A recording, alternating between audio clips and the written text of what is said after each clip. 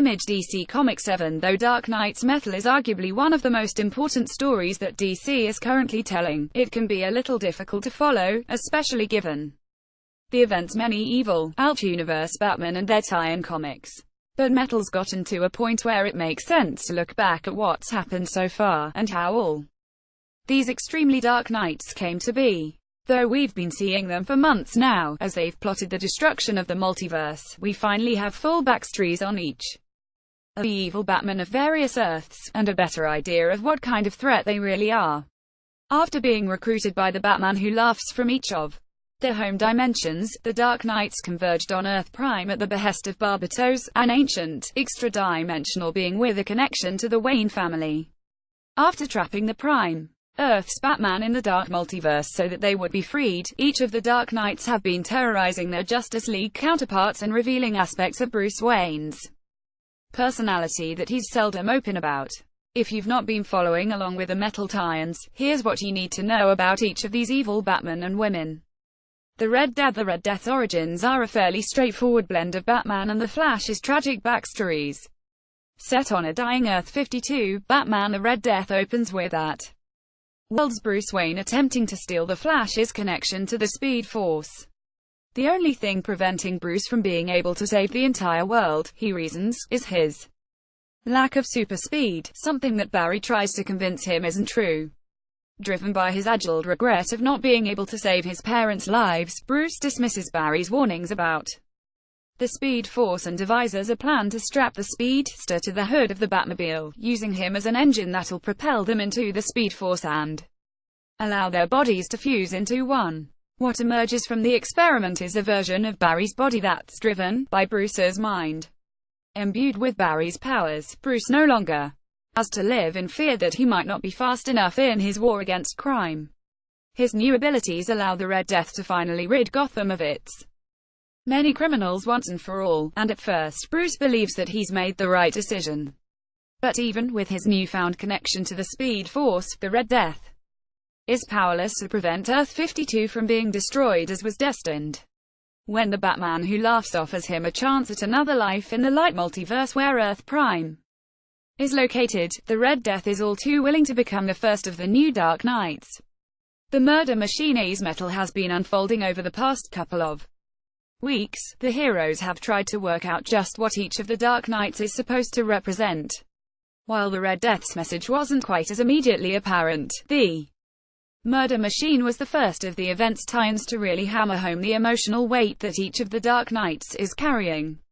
Set on Earth 44, the murder machine opens in a world where Gotham's criminals decide to send a vicious message to Bruce Wayne by murdering Alfred and making sure that video footage of the attack makes it back to the billionaire. Driven mad with grief and guilt over whether Alfred's death was his fault, Bruce throws himself into a passion project deeply rooted in his desire to bring Alfred back. With Cyborg's help, Earth 44's Bruce develops the Alfred Protocol, an AI program styled after Alfred that's meant to act as an assistant to Bruce.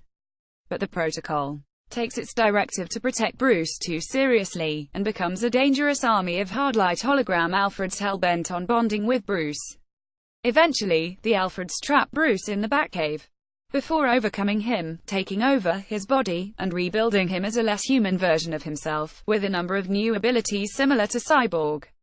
The Dawnbreaker. Though most of the Dark Knight stories involve a version of Bruce Wayne killing another member of the Justice League, the Dawnbreaker is unique in that its Bruce Wayne actually begins as Earth 32's Green Lantern. Moments after witnessing the deaths of his parents, a young Bruce is confronted by a green power ring that's chosen him as its next suitable owner. Bruce's almost unimaginable willpower gives him the ability to push his ring past the limits of most Green Lanterns, and for a while he operates out of Gotham City as a hero, much like his traditional self. But Bruce's rage and indomitable will begin to corrupt the ring, and allow him to tap into lethal levels of force lanterns are traditionally forbidden from using. Eventually, the rest of the Lantern Corps takes notice of Bruce's behavior and abuse of his powers, and travel to Earth to strip him of his ring, but they're horrified to learn that the young Lantern has become something much more dangerous and powerful than they could have imagined. Bruce single-handedly murders all of his universe's Green Lanterns and Owens before accepting the Batman who laughs offer to move on to the light multiverse. The drowned Bruce Wayne never really manages to move on after the death of Sylvester Kyle, the love of her life, after he's murdered by metahumans.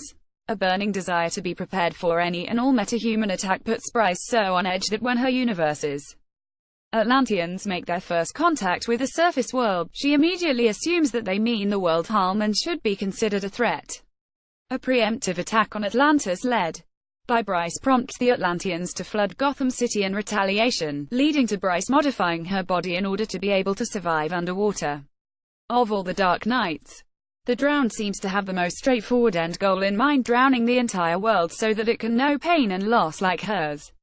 The Merciless Batman. The Merciless is one of Metal's headier tieins that asks us to consider what sort of life Bruce Wayne might live if he fought his lifelong battle against evil with the same kind of ferocity that Wonder Woman goes to war with. Earth 12's Batman and Wonder Woman spend years locked in a vicious battle against Ares, the god of war, who fashions a magical helmet that vastly amplifies his powers. As Batman and Wonder Woman make their way to the front lines, they find companionship and love with one another, but their time together is cut short when Wonder Woman falls.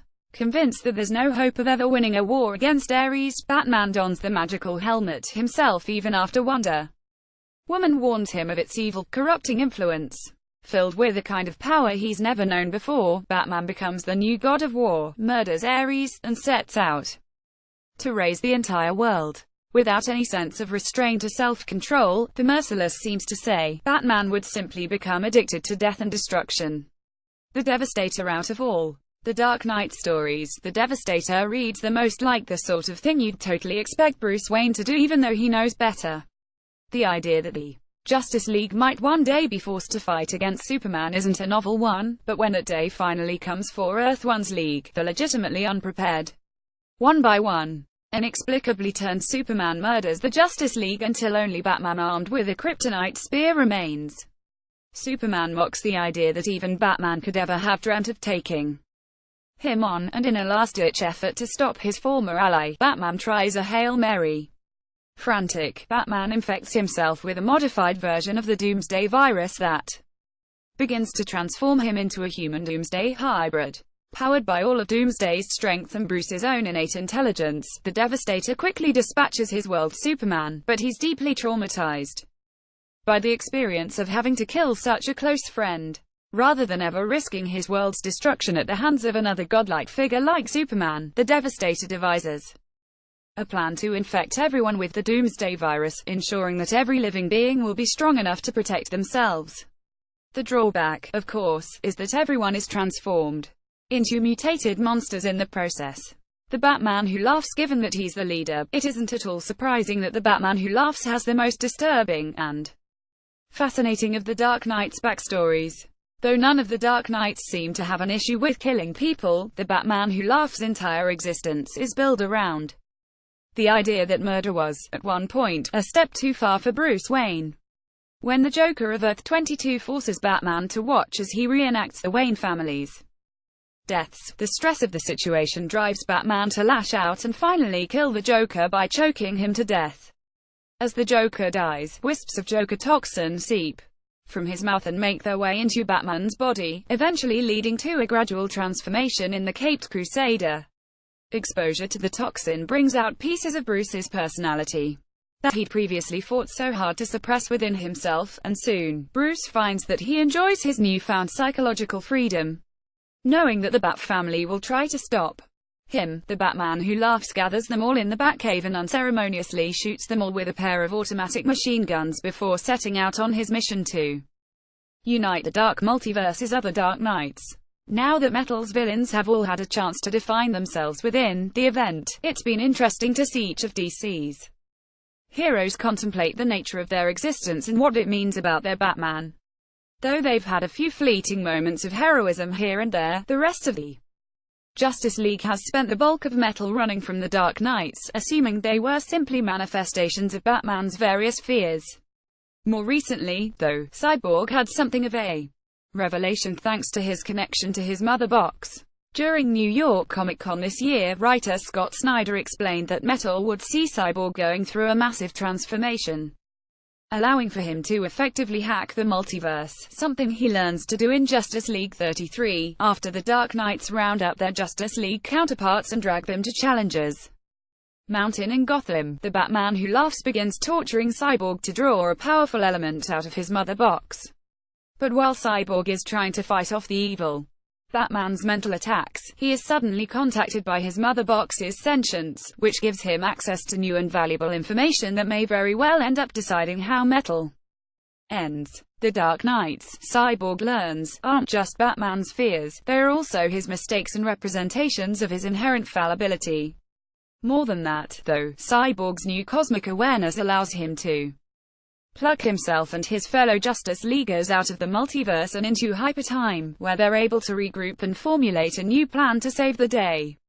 Metal's conclusion won't come until next year, but after weeks of introducing various puzzle pieces, the event is finally beginning to take on some sort of cohesive form. What began as frenetic, Kirby-esque mind trip of a comic is, issue by issue, becoming a thoughtful story about the nature of fear and regret as well as the lasting power of hope. Now that Metal's established both ends of its spectrum, the wild and zany as well as the ruminative and introspective, hopefully, the event can strike a balance between the two. It enters its final act